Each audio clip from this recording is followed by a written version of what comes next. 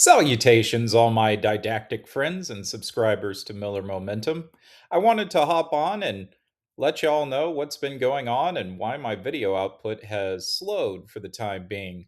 You could say that I've lost some momentum, but anyway, I've been dealing with some issues in my neck, and it's turned out that it is uh, due to stenosis or a narrowing of the space for my spinal cord.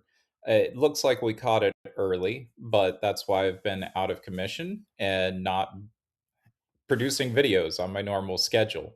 I just wanted to let you know that I'm doing all right, that there's some great content coming, and I really appreciate your patience and grace. And I've loved reading the comments and the little notification updates that let me know that my videos are helping you all.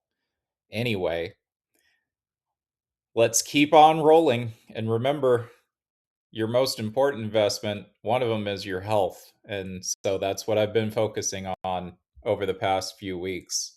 I'm really looking forward to being back in the saddle soon and producing at my regular schedule. So take care, y'all. I'm going to try and put out a short video update on how the Miller Momentum Flagship Portfolio has been doing year to date so far. The good news is it's been doing remarkably well, and I'll try and have that out next week.